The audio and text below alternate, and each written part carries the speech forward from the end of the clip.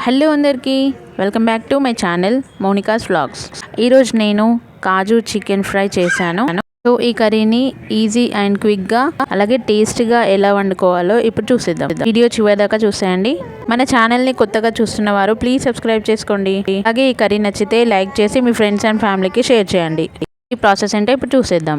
ముందుగా స్టవ్ పైన ఒక కడాయి పెట్టుకొని అందులోకి ఆయిల్ వేసుకొని ఆయిల్ కొంచెం వేడైన తర్వాత ముందుగా సన్నగా తరిగి పెట్టుకున్న ఆనియన్స్ వేసి ఫ్రై చేసుకోవాలి. ఈ ఆనియన్స్ అనేటివి మంచిగా వేగాలండి. ఈ చికెన్ కర్రీ టేస్ట్ అనేది ఆనియన్స్ వేపుకోవడంలోనే ఉంటుందండి. అందుకే ఈ ఆనియన్స్ని మంచిగా వేపుకోవాలి. గోల్డెన్ బ్రౌన్ కలర్ వచ్చేదాకా వేపుకోవాలండి. ఒక 5 to 6 minutes పడుతుంది ఇవి వేగడానికి.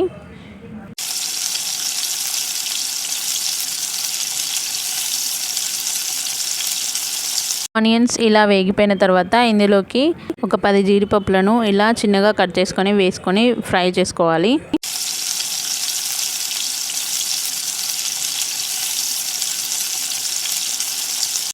ఇవి మంచిగా వేగిపోయిన తర్వాత ఇందులోకి కొంచెం పసుపు వేసుకోవాలి. పసుపుని కొంచెం ఫ్రై చేసుకున్న తర్వాత ఇందులో కొంచెం అల్లం వెల్లుల్లి పేస్ట్ కూడా వేసుకొని ఫ్రై చేసుకోవాలి. ఈ రెండు కూడా మంచిగా మిక్స్ అయ్యేదాకా కలుపుకోవాలండి.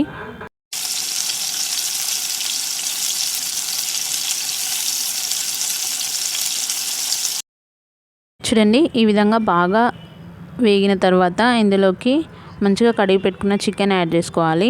నేనైతే చికెన్ని చిన్న ముక్కలుగా కట్ చేసి వేసుకుంటున్నానండి. సో మంచిగా ఫ్రై అవుతాయి.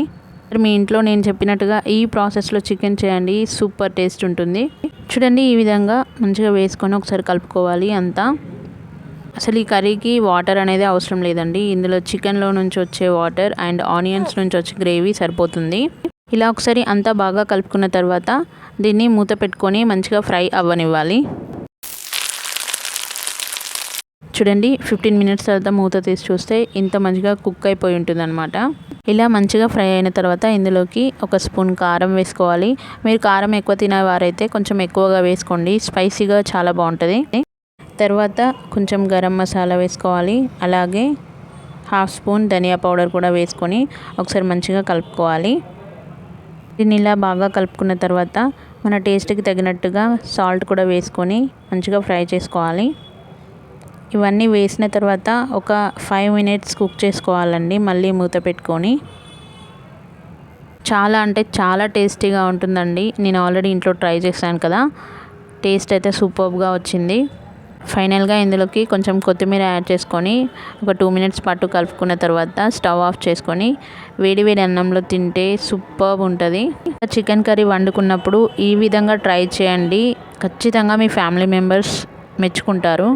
సో అదండి, ఈ కాజు చికెన్ ఫ్రై మీకు కనుక నచ్చినట్టయితే లైక్ చేసి మీ ఫ్రెండ్స్ అండ్ ఫ్యామిలీకి షేర్ చేయండి. Thank you for watching. Subscribe to my channel.